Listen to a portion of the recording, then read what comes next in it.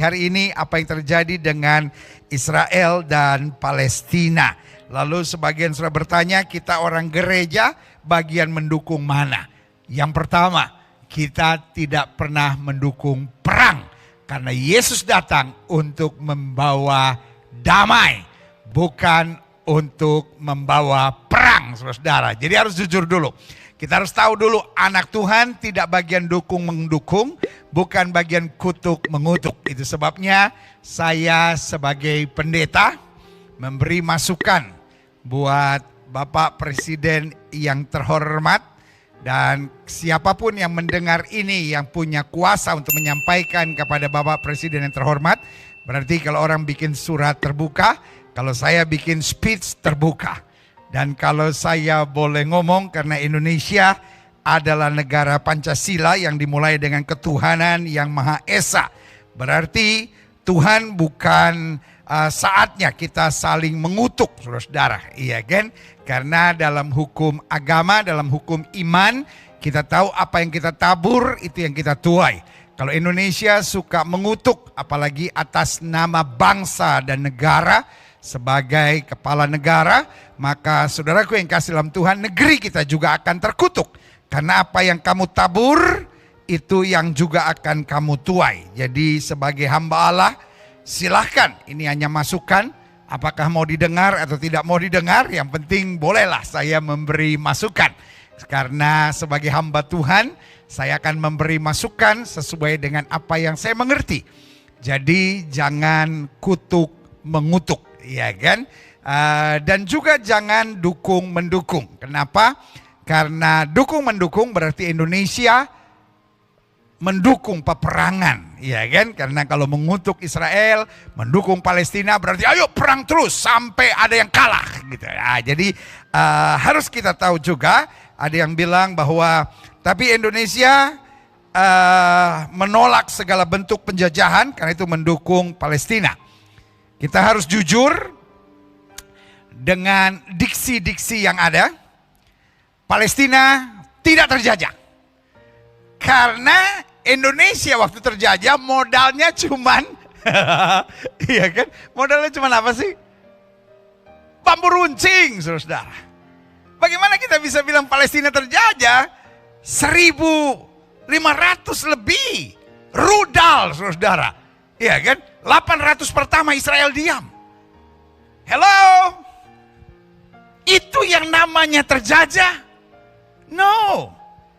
Ini perang, saudara. Perang terbuka. Dan kebetulan yang memulai perang ini, yang mengirim roket pertama adalah Palestina. Israel bilang stop. Karena kalau kamu terus kirim, bos, 800 roket bos. Coba aja sudah bayangin kalau Timor Leste tiba-tiba kirim 2 aja. Ribut. Tidak ada satu negara pun yang dikirim 800 roket akan diam. Apakah Israel harus lenyap dari muka bumi demi atas nama kemanusiaan? Come on. Kita mendukung kemerdekaan, berarti ini adalah perang terbuka. Saya pernah mendengar kisah nyata dari peristiwa gempa tahun 1998. Sayangnya saya lupa terjadi di negara mana. Pada pagi itu seperti biasanya seorang bapak mengantar anaknya pergi ke sekolah. Ia memeluk anaknya dan berkata, "Jangan takut ya, nanti siang papa jemput." Baru saja mobil berjalan meninggalkan sekolah beberapa ratus meter, jalan raya mendadak bergelombang. Ia lalu sadar baru terjadi gempa yang sangat besar. Ia langsung balik arah menuju sekolah anaknya. Dan betapa kagetnya karena ia melihat bangunan sekolah anaknya telah runtuh. Dan ia berusaha mencari anaknya di reruntuhan bangunan selama berjam-jam. Sampai suatu saat ia mendengar teriakan minta tolong dari balik sebuah batu yang besar. Ternyata di balik batu besar ada 13 orang anak-anak termasuk anaknya dan 1 orang guru. Ketika ditanya bagaimana cara mereka bertahan hidup, maka gurunya menjawab, "Setiap kali kami sudah mau menyerah, anak itu selalu bilang, 'Jangan takut, Papa akan segera kembali menjemput saya karena Papa sudah janji. Saya ingat perkataan Yesus, jangan takut. Kalau hidup kamu sepertinya tidak ada harapan, pada saat seperti itu yang kamu perlukan hanyalah memegang janji Bapa di sorga. Seperti anak kecil tadi, dan percayalah, Yesus pasti menolongmu keluar dari reruntuhan dan dari kegelapan. Salam sukses, sukses adalah berkat. I have decided to follow Jesus. I have decided to follow Jesus.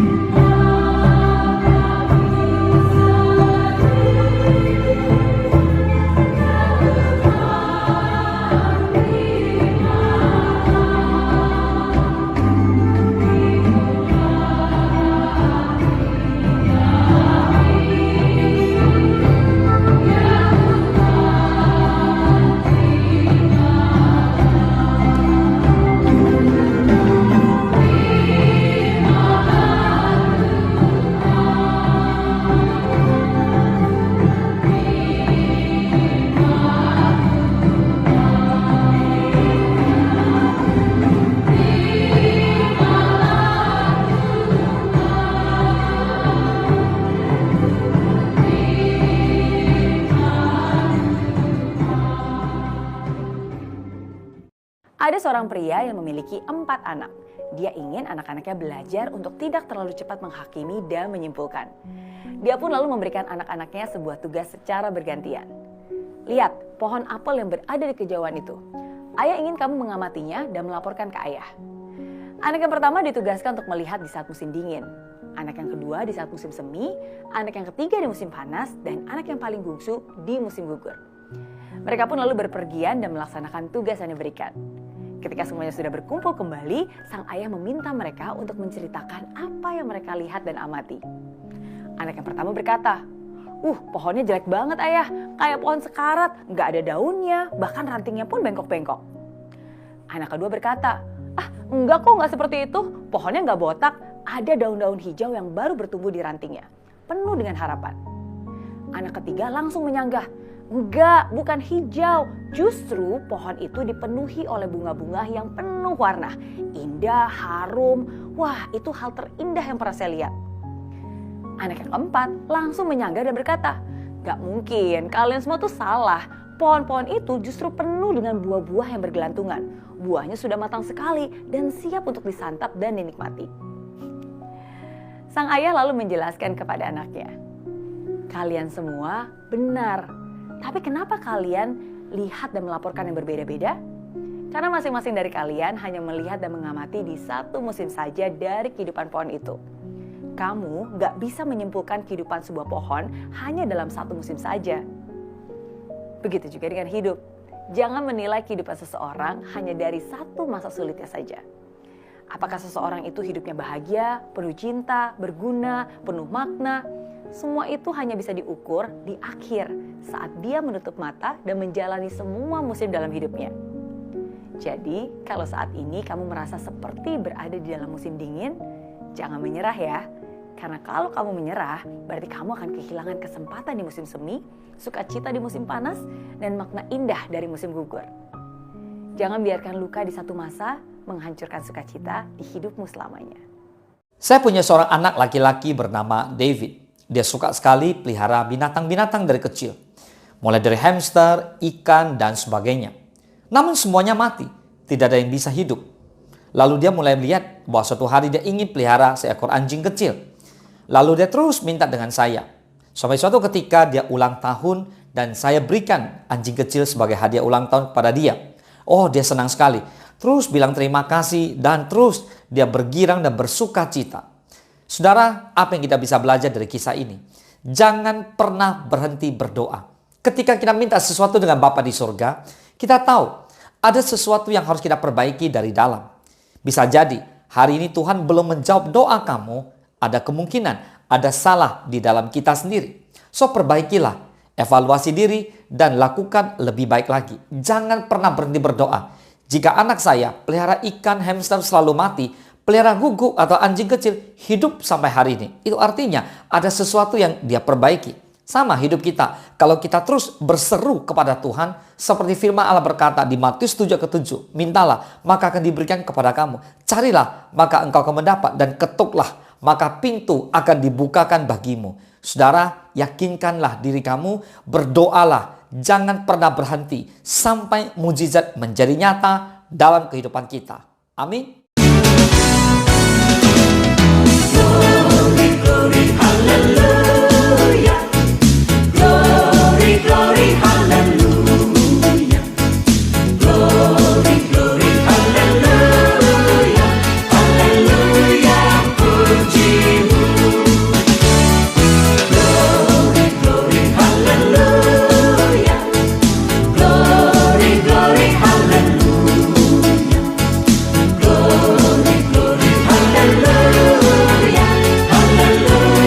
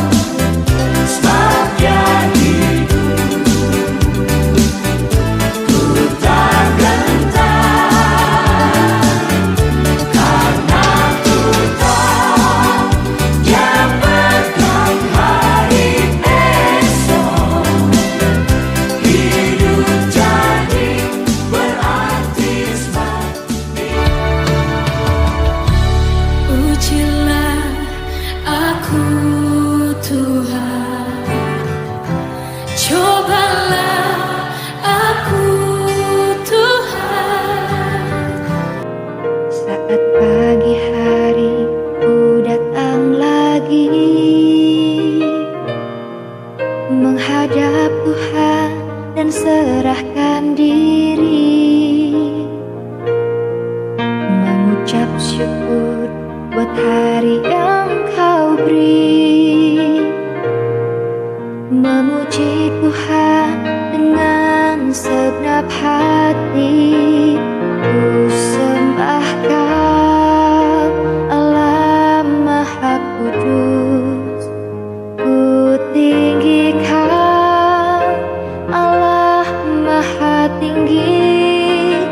Ku serahkan tubuh jiwa rohku dalam pimpinanmu,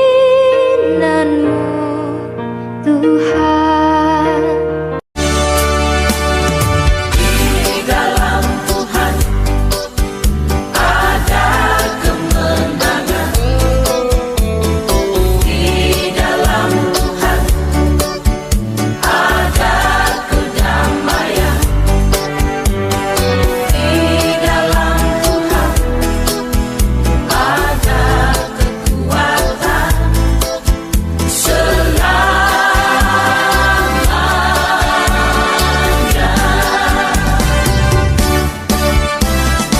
Di dalam Tuhan ada kemenangan.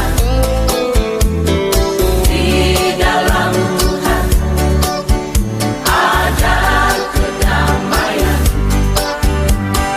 Di dalam Tuhan ada kekuatan Mari berdoa bersama-sama.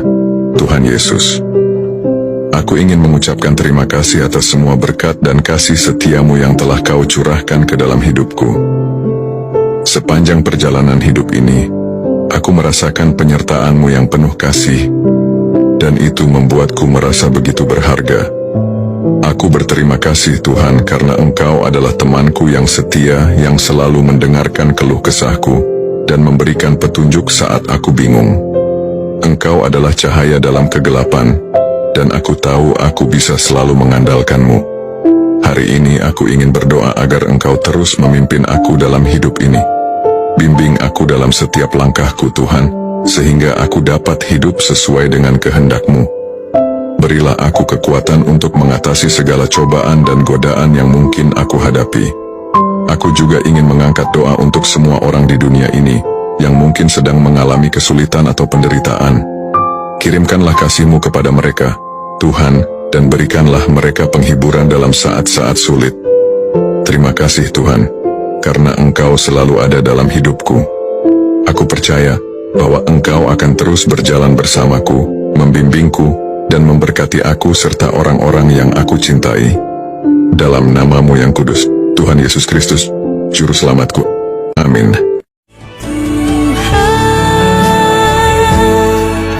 Ku percaya janji-Mu dalam hidupku. Kau beri kemenangan, Tuhan. Kau selalu setia di dalam hidupku.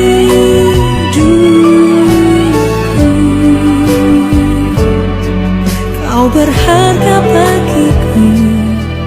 Kaulah